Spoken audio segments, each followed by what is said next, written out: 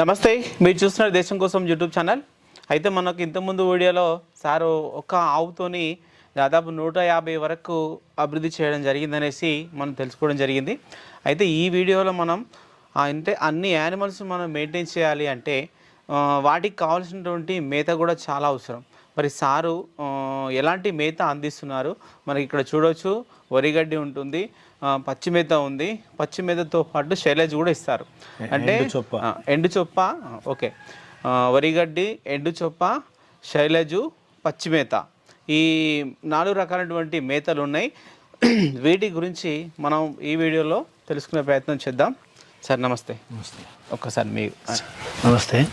Okay sir, అయితే మనం ఇంతకుముందు చెప్పినట్టుగా ఆవులకు గేదెలకు కావాల్సినటువంటి అంటే మీరు డెవలప్ చేసినటువంటి వాటన్నిటికీ మీరు ఒక 8 ఎకరాలు కదా, 8 ఎకరాల పచ్చి మేత పెట్టుకున్నాం అని చెప్పారు.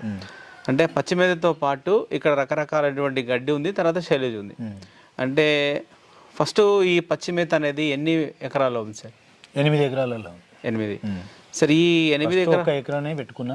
ఎకరా నుంచి ఆవులు డెవలప్ చేసుకుంటూ మేత డెవలప్ చేసుకుంటూ వచ్చిన. ఓకే, అంటే ఒకేసారి కాకుండా దాన్ని కూడా డెవలప్ చేసుకుంటూ వచ్చిన. సరే, అయితే ఆ పచ్చి మేత అనేది ఎలాంటిది ఉంది సార్ రకాలు? ఫస్ట్ కోన్ ఫ్లోర్ పెట్టినాం, కోన్ ఫ్లోర్.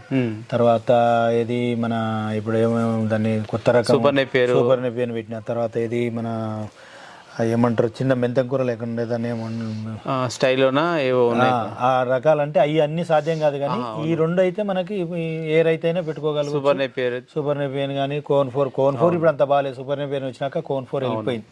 కొంచెం సొంక ఎక్కువ ఉంటుందని చెప్పి అది కట్ చేయడం ఇబ్బంది అవుతుందని చెప్పి సూపర్ నెపియర్ని వాడుతారు.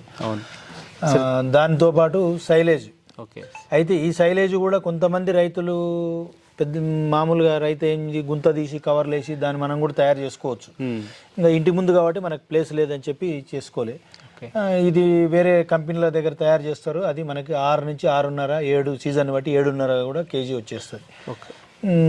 ఆవుకు వచ్చేసి ఒక 6 కేజీల నుంచి 8 కేజీల వరకు దీన్ని మిక్సింగ్ చేసి ఇచ్చేస్తే మిల్కింగ్ బాగా వస్తుంది. ఆవు కూడా మంచిగా స్టాండర్డ్గా ఉంటుంది. సార్, ఈ శైలేజ్ అనేది మీరు ఎన్ని సంవత్సరాల సంది వాడుతున్నారు సార్? మేము దాదాపు 5-6 సంవత్సరాల నుంచి వాడుతున్నాం. 5 సంవత్సరాలు. అంతకన్నా ముందు శైలేజ్ వాడపోయేటోని. ఈ 5-6 సంవత్సరాల నుంచి శైలేజ్ వాడుతున్నాం.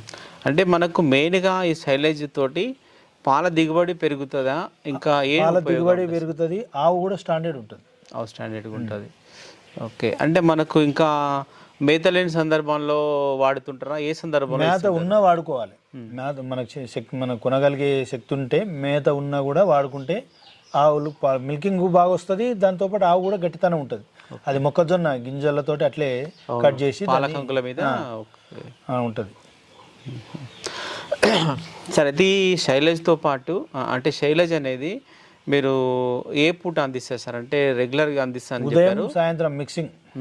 మనం మామూలుగా కట్ చేస్తాం, మేత షాప్ కటింగ్ అవుతుంది కదా, అది ఆవులలో పోసిన తర్వాత ఇది తీసుకుపోయి అది ఇదంతా మిక్సింగ్ చేసి ముందర పోసేస్తే మంచిగా తినడం కూడా ఇష్టంగా తింటాయి. ఓకే, బాగుంటుంది. అంటే పచ్చిది పట్టినప్పుడు దాంట్లో కూడా ఇది కలిపేస్తాం. ఓకే, అంటే ఇది సపరేట్గా వేసేది ఏం లేదు. ఓకే, సరే, అయితే ఒక సంవత్సరానికి మీకు అంటే మామూలుగా ఎన్ని కేజీస్ల వరకు పడుతుండొచ్చు సార్?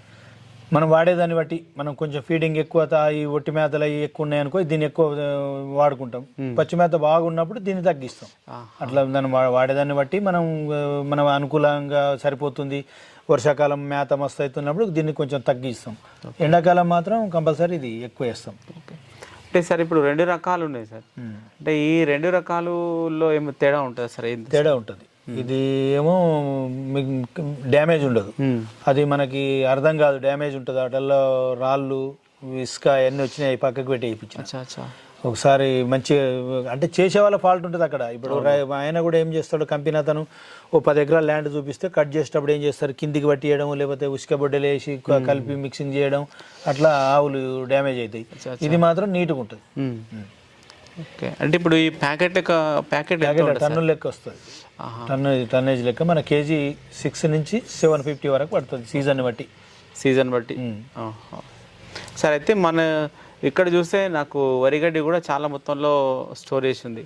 అంటే మీరు ఒక ఇయర్కు ఎంత స్టోర్ చేసి పెట్టుకుంటారు సార్? నేను దాదాపు ఒక సంవత్సరానికి వచ్చేసి 2000 కట్టల వరకు వాడతా.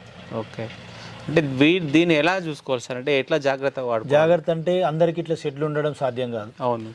మనం బయట వేసినాం ఇప్పుడు, అది దానికి ఏం చేయాలి, మంచి కవర్ తీసుకొచ్చి కట్టేసుకోవాలి. వర్షానికి తడవకుండా ఉంటే డ్యామేజ్ కాకుండా ఉంటుంది. వర్షానికి తడిచిందనుకో డ్యామేజ్ అయిపోతుంది, వేస్ట్ అయిపోతుంది గడ్డి అంతా. సార్ అంటే ఈ వరిగడ్డి మీరు ఏ సందర్భంలో అందిస్తారు సార్? వరిగడ్డ ఎక్కువ మనం చలికాలం ఎక్కువ వేస్తాం. చలికాలంలో ఎక్కువ వేస్తాం. ఎండాకాలంలో బయట తిరిగే పశువులు ఉంటాయి కదా, వాటికి మేత తక్కువైనప్పుడు ఎక్కువ వాడతాం. మేతని పట్టుకొని కానీ డైలీ 2 కట్టలు 3 కట్టలు వేసుకోవడం వల్ల నీకు ఎంత పచ్చి మేత ఉన్నా ఒట్టి వేసుకుంటే ఆవు ఫ్యాటింగ్ కానీ ఎస్ఎన్ఎఫ్ కానీ ఆవుకు బాగుంటుంది. వరిగడ్డి కంపల్సరీ వాడాలి కొంచెం. అవును. సరే, అయితే ఇప్పుడు ఈ శైలజు మనకు వరిగడ్డి పచ్చిమేత ఇవైతే కంపల్సరీగా మెయింటైన్ చేసుకోవాలి. ఓకే సార్, చెప్పండి సార్. అయితే మనకి పశువులు ఎక్కువ ఉన్నప్పుడు కరెంట్ ఒక్కోసారి మనకి ప్రాబ్లం అవుతుంది. ఒక్కోసారి ఒక రోజు ఉదయం నుంచి సాయంత్రం వరకు కూడా రాదు. ఏదైనా ప్రాబ్లం అయినప్పుడు జనరేటర్ని వాడుకోవాలి. జనరేటర్ ఉంటే మనకి ఇన్ని పశువులు ఉన్న వాళ్ళకి మాత్రమే అవసరం. 10 పశువులు 15 ఉన్న వాళ్ళకి ఇబ్బంది ఉండదు.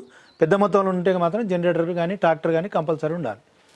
సార్ అయితే మనకు ఉన్నటువంటి యానిమల్స్ అన్నిటి కూడా సరిపోవడానికి దాదాపు అంటే ప్లేస్ వాళ్ళకు ఉంది కాబట్టి ఎక్కువ మొత్తంలోనే ఒకేసారి తీసుకొని పెట్టుకుంటారు. అది మనకు ఒట్టి మేత కావచ్చు, శైలేజ్ కావచ్చు, ఇవన్నీ కూడా స్టోర్ చేసి పెట్టుకుంటారు. ఇట్లా స్టోర్ చేసి పెట్టుకోవడం ద్వారా ఏంటంటే మనకి ఒక సందర్భంలో ఒక మేత అడ్జస్ట్ కాని సందర్భంలో మనం ఏదైనా ఇవ్వడానికి సిద్ధంగా ఉండాలి. కాబట్టి ఇవన్నీ ఇట్లయితే సార్ ఇక్కడ రెడీ చేసి పెట్టుకున్నారు. ఓకే, ఇది వీడియో చివరి చూసిన వాళ్ళైతే ఒక లైక్ చేయండి, షేర్ చేయండి, కామెంట్ చేయండి. Sir thank you.